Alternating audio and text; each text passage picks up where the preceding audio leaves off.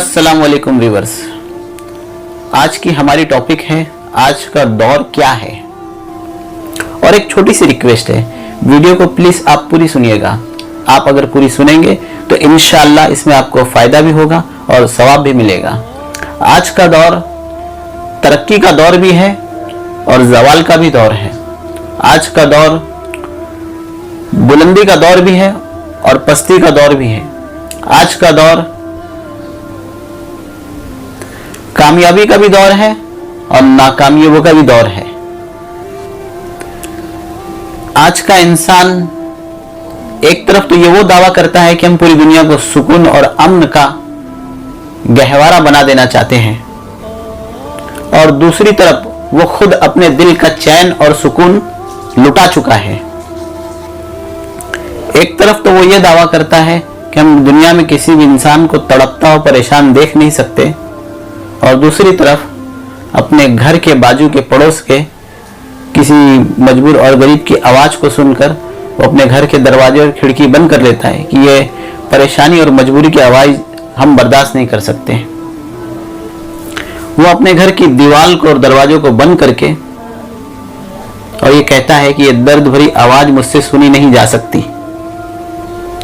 आज का इंसान तो ये कह रहा है, क्या जब हम आसमान पे अपने रास्ते तैयार कर सकते हैं, आसमान पे हम अपने लिए रास्ते ढूंढ सकते हैं, क्या जमीन पर हम अपनी जिंदगी के लिए कोई रास्ता तैयार नहीं कर सकते या ढूंढ नहीं सकते? हम जंगल के जमाने में नहीं, पत्थरों के जमाने में नहीं, अंधेरों के जमाने में नहीं, बल्कि रोशनी और लाइट के जमाने में रहने वाले लोग हैं। वो ये कहता है या समझता है कि आज की जिंदगी में हमारे लिए मजहब को, रिलीजियस को फॉलो करना, उसको मानना, ये कैसे मुमकिन हो सकता है।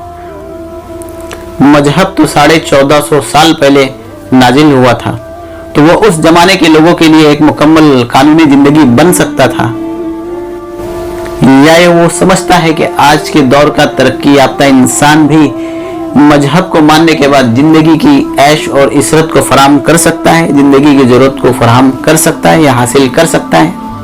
हाँ, लेकिन वो लोग जिन्होंने मजहब को एक पाबंदियों की जंजीर समझा हुआ है, वो लोग ये जो समझते हैं कि मजहब इंसानी जिंदगी को पाबंदी की तालीम देता है,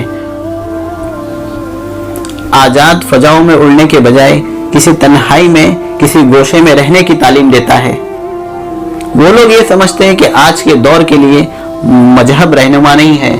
मजहब उस दौर का रहनुमा था जिस जमाने का इंसान पत्थरों में और अंधेरों में और पहाड़ों में रहा करता था। उस दौर का इंसान अपने इल्म और फिक्र के जरिए से अपनी जिंदगी के मसलों को सॉल्व कर लेता था। उस दौर के लिए तो मजहब, उस जमाने के लिए तो रहनुमा हो सकता है, लेकिन आज के दौर के इंसान के लिए क्या मजहब वाकई रहनुमा है? वो ये सोचता है क्या जरूरत है आज के दौर में मजहब की, क्या जरूरत है आज के दौर में अल्लाह के कानून को मानने की।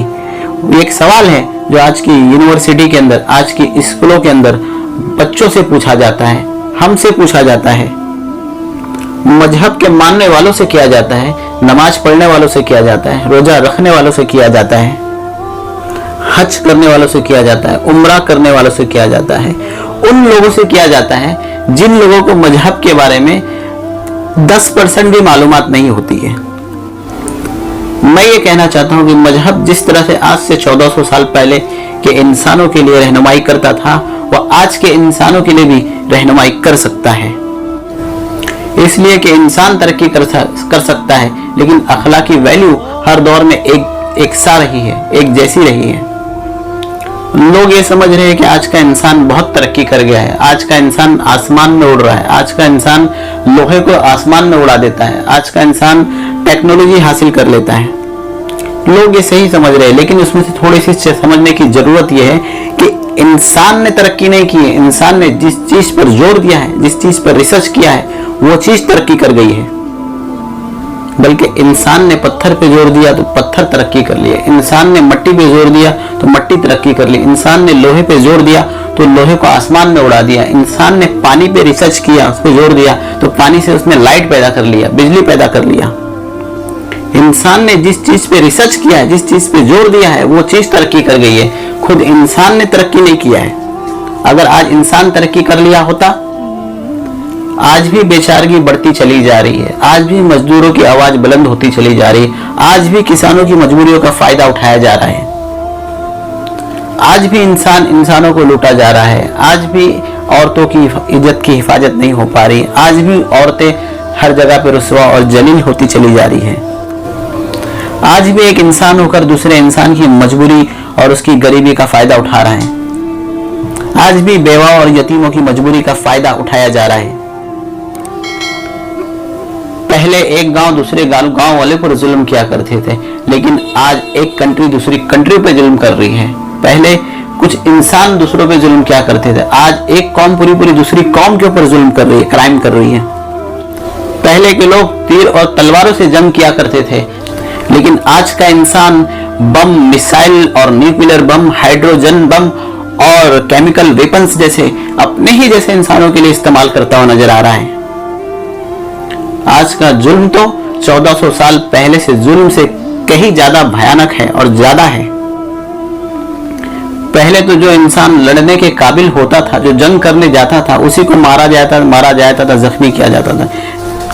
और आज के बनाए हुए हथियारों से ही जो किसी इंसानी आबादी पर गिराया जाता है और वहां पे लाखों करोड़ों इंसानों को जमींदोज कर दिया जाता है, उनको तबाह बर्बाद कर दिया जाता है, उनसे जिंदगी का हक छीन लिया जाता है, उनको खत्म करने की कोशिश की जाती है। मैं सिर्फ इतना कहना चाहता हूं कि इंसान की तरक्की किरदार के जरिए से, इंसान की तरक्की अमल के जरिए से, इंसान की तरक्की इंसानियत के जरिए से है, इंसान की तरक्की भाईचारे के जरिए से, इंसान की तरक्की इंसान के दर्द को महसूस करने के जरिए से है। बिलाशुबा इंसानों ने बहुत तरक्की कर ली है, दीवारों को बिजली और लाइट से रोशन कर दिया है, लेकिन घरों में और दिलों में अंधेरा फैलता चला जा रहा है, ज़मीर की अंधेरा बढ़ता चला जा रहा है। दलील अजमत इंसानियत है मोहम्मद मुस्तफ़ा सल्लल्लाहु अलैहि वसल्लम, कामिल इजाजत हो तो पेश कर दूं, मेरे पहलू में है टूटा हुआ दिल। हुजूर पाक सल्लल्लाहु अलैहि वसल्लम दुनिया में इसलिए तशरीफ लाए थे कि इंसानों को इंसान बना सके। आज का इंसान इंसानियत से बहुत दूर होता चला जा रहा है। आज की दुनिया खुदगर्जी की इंतहा पर पहुंच गई है। आज से कई साल पहले सिसरो ने यह कहा था कि जो अपनी ऐशो इशरत की खातिर, अपनी अना की खातिर किसी और की परवाह ना करे, वो अपना भला सोचे, सिर्फ अपने बारे में सोचे, वही सबसे बड़ा पॉलिटिशियन है। मैं ये कहना चाहता हूँ कि आज भी रसूल पाक सल्लल्लाहु अलैहि वसल्लम के कानूनी जिंदगी उतना ही फायदेमंद है जितना कि आज से 1400 साल पहले मौजूद था। मेरे बुजुर्गों और दोस्तों, जैसे जैसे इंसान तरक्की की तरफ बढ़ता चला जा रहा है, बल्कि तबाही और बर्बादी की तरफ बढ़ता चला जा रहा है। ये तरक्की इंसानों की तबाही का दूसरा नाम है। आज की सबसे बड़ी जरूरत यह है कि इंसानों को मोहब्बत की तालीम दिया जाए।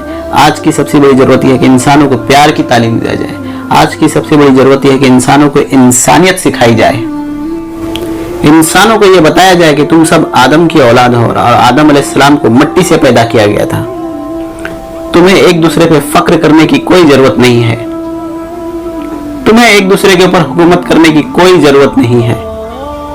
यानी हम सब इंसान हैं और इंसान तो प्यार करने के लिए आया हुआ है, और इंसान तो रहम करने के लिए आया हुआ है, और इंसान तो मोहब्बत करने के लिए आया हुआ है। इंसान का दिल तो एक समंदर होता है मोहब्बत का, इश्क का, जहां इंसान के दिल में मोहब्बत की लहरें उठती है और इंसान के दिल को मोहब्बत से आशना किया जा सकता है। आज अल्लाह के कानून की, रसूल पाक की निजाम रहमत की बेपनाह जरूरत है। आप 1400 साल पहले में गुनाह करने वाले जो लोग थे वो हुजूर पाक सल्लल्लाहु अलैहि वसल्लम की बारगाह में आकर एक दुनिया के एक अच्छे इंसान बन गए थे। आज भी ये जुल्म करने वाले जो लोग हैं ये भी अल्लाह के रसूल सल्लल्लाहु अलैहि वसल्लम की कानून को मान के एक अच्छे इंसान बन सकते हैं। आज अगर जंगें बंद हो सकती है तो रसूल पाक सल्लल्लाहु अलैहि वसल्लम की कानूनी जिंदगी की बुनियाद पर। आज अगर बुराई खत्म हो सकती है तो रसूल पाक सल्लल्लाहु अलैहि वसल्लम की कानूनी जिंदगी के बुनियाद पर। आज अगर इंसान से प्यार कर सकता है तो हुजूर पाक सल्लल्लाहु अलैहि वसल्लम की कानूनी जिंदगी की बुनियाद पर। आज अगर इंसान का एहतराम कर सकता है, उसकी इज्जत कर सकता है तो हुजूर पाक सल्लल्लाहु अलैहि वसल्लम की कानूनी जिंदगी की बुनियाद पर। क्योंकि हुजूर पाक सल्लल्लाहु अलैहि वसल्लम इंसानियत का दस्तूर लेकर आए थे, इंसानियत का कानून लेकर आए थे। वो इंसान को इंसानियत सिखाने के लिए आए थे। वो इंसान को इस जमीन का हकीकी वारिस बनाने के लिए आए थे। वो इंसान को दरअसल फरिश्तों की आला सिफत अता करने के लिए आए थे। उनके तशरीफ लाने का मकसद सिर्फ यह था कि इंसान इंसानियत को पहचान ले, इंसान अपनी मंजिल को पहचान ले, इंसान इंसानी दर्द को पहचान ले, इंसान इंसानियत के लिए तड़पना सीख जाए, इंसान परेशानियों का सहारा बन जाए, बल्कि इंसान किसी इंसान के दर्द को बढ़ाए नहीं बल्कि उसके दर्द को कम करने की कोशिश करे। हुजूर पाक सल्लल्लाहु अलैहि वसल्लम की जिंदगी का जायजा लीजिए, उसको पढ़िए। जैसे जैसे उनकी तालीम और उनकी जिंदगी की मालूमात हमको मिलती चली जाएगी, वैसे वैसे हमारी जिंदगी निखरती चली जाएगी, संवरती चली जाएगी, बदलती चली जाएगी। अल्लाह हम सबको अपने हबीब सल्लल्लाहु अलैहि वसल्लम की सुन्नतों के मुताबिक चलने वाला बना दे। अल्लाह हम सबको अपने कानून के मुताबिक चलने वाला बना दे। अल्लाह हम सबको अपने हबीब सल्लल्लाहु अलैहि वसल्लम के सदके तुफैल नेक और परहेजगार बना दे। इस वीडियो की टॉपिक को यहीं पे खत्म करते हैं। फिर मिलेंगे किसी दूसरी वीडियो के अंदर कुछ इसी तरह की टॉपिक लेकर। और वीडियो को लाइक कीजिए, सब्सक्राइब कीजिए और नेकी की नीयत से इसको शेयर भी कीजिए। और कमेंट के अंदर अपना फीडबैक, अपनी राय दीजिए। आप कुछ कहना चाहते हैं आप कमेंट में बताएं, हम उसका आपको जवाब देंगे। फिर मिलेंगे किसी दूसरी वीडियो के अंदर। जब तक के लिए अल्लाह हाफिज, फी अमानुल्लाह।